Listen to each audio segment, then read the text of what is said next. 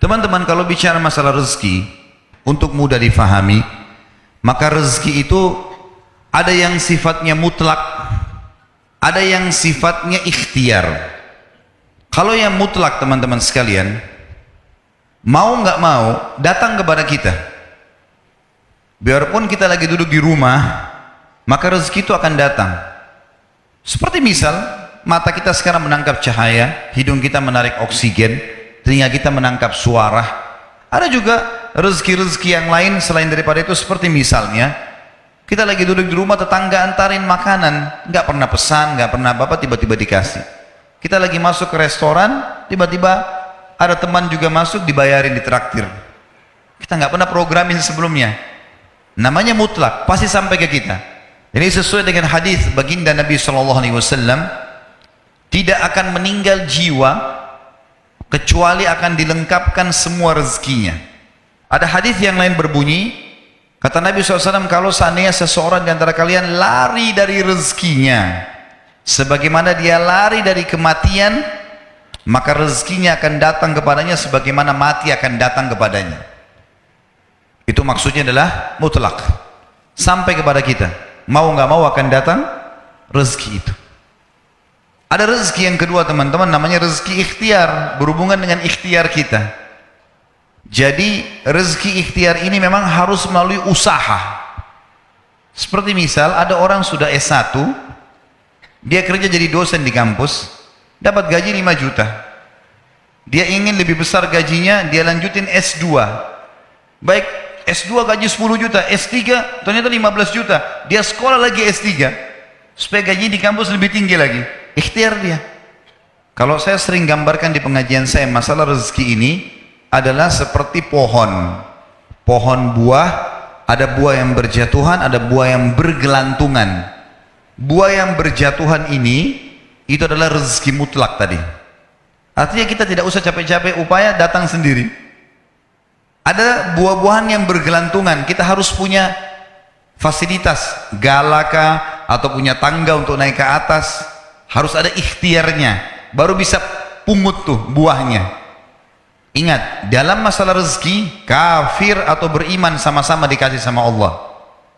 Jangan bilang, kenapa tetangga saya orang kafir itu bisa punya mobil mewah? Kuasa Allah.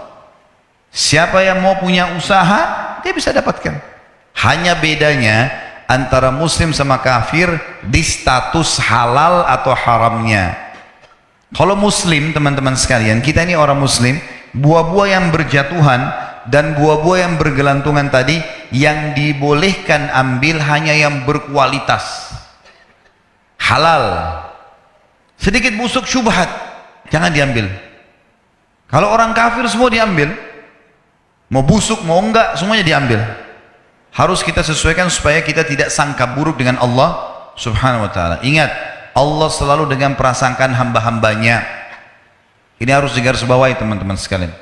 Banyak kisah nyata berhubungan dengan masalah ini. Kalau kita menggantungkan nasib kita pada Allah, luar biasa. Ada seorang syekh, saya dengarkan ceramahnya, menarik sekali. Saya tidak tahu orang itu siapa, tapi cuplikannya saya dapatkan dari seorang teman dari Jeddah yang mengirimkan ke saya. Orang ini cerita, syekh ini menceritakan, saya satu waktu pernah ke Mesir, dan di Mesir ini saya lagi dari Iskandaria mau ke Kairo. Itu saya tiba di Kairo mungkin sekitar jam 2 malam. Pesawat saya selepas subuh harus berangkat kembali ke Saudi. Saya bilang, saya telepon pengurus masjid, saya mungkin mau mampir di masjid yang saya ceramah kemarin di Kairo itu. Saya mau tinggal di sana mungkin 2 jam 3 jam istirahat. Nanti habis itu baru kemudian saya berangkat ke Saudi habis subuh. Dia bilang, saya masuk ke masjid, tiba jam 2 malam, turun dari mobil, saya lihat masjid lampunya nyala semua nih.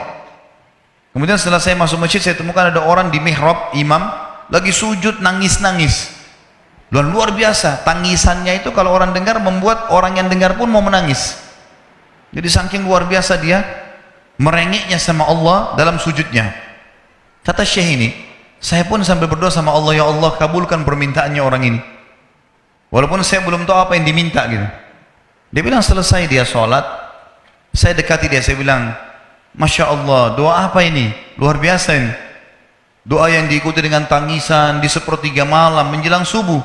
Allah turun ke langit bumi, dikabulkan nih. Dia bilang, demi Allah syekh. Karena syekh ini orang Arab biasanya panggil, bisa orang pintar, bisa orang kaya, bisa orang tua. Jadi kalau antum dipanggil syekh jangan bangga dulu ya, karena banyak maknanya itu. Maka dia bilang, demi Allah syekh, dia tidak tahu kalau ini orang memang ulama. Istri saya sekarang lagi dirawat di rumah sakit dan saya harus bayar 14.500 jenih atau ponnya Mesir. Saya harus bayar rumah sakit, kalau enggak istri saya enggak bisa dioperasi. Ini sudah parah sekali, kata syekhnya. Jadi gara-gara itu kau sujud sama Allah. Dia bilang iya, lanjutkan nangis sama Allah.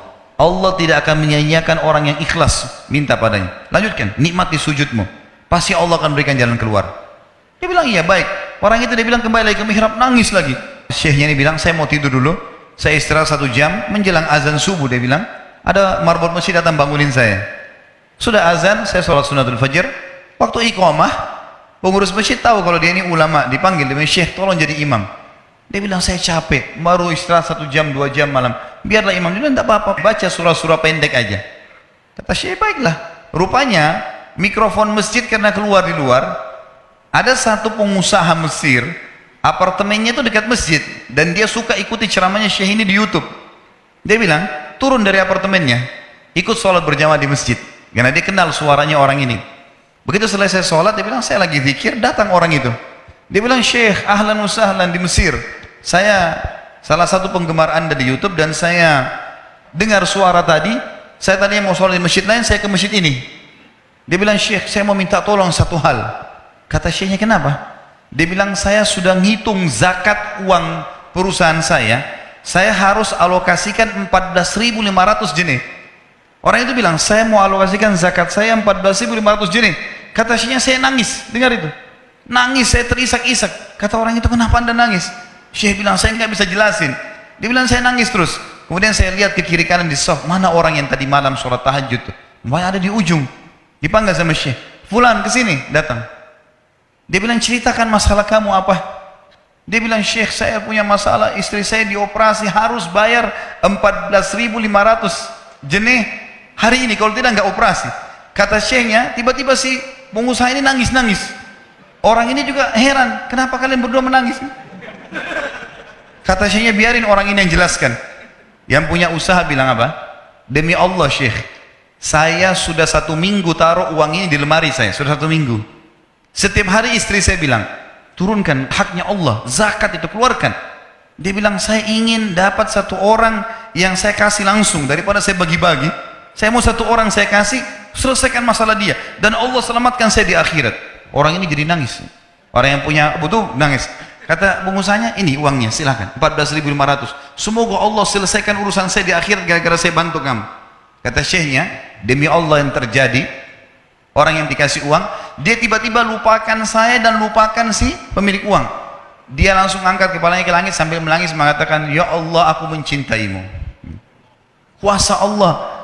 Banyak orang buru-buru dan kebanyakan orang mau menggantungkan permintaannya kepada Allah hanya pada hal-hal yang kecil, hal yang besar tidak, atau sebaliknya, hal yang besar, hal yang kecil tidak. Kenapa tidak pernah minta sama Allah dikasih motor, dikasih mobil, dikasih rumah? Kenapa hanya minta kalau penyakitnya dihilangkan baru kembali kepada Allah? Itu pun seringkali kita jadikan Allah nomor 30, teman-teman sekalian. Ke dokter ini, ke dokter itu, resep ini, resep. Nanti kalau sudah mentok nggak bisa sembuh baru sholat tahajud. Salah. Islam mengajarkan kita apa? Sebelum makan berdoa, sebelum tidur berdoa, sebelum aktivitas berdoa, sebelum ke dokter doa dulu supaya Allah jadikan kesembuhan. Karena dokter resepnya cuma semoga lekas sembuh, tidak ada pasti sembuh. Makanya teman-teman sekalian, kembali kepada Allah adalah jalan yang paling luar biasa. Coba merengek kepada Allah SWT, Allah pasti tidak akan pernah memungkiri janji-janjinya.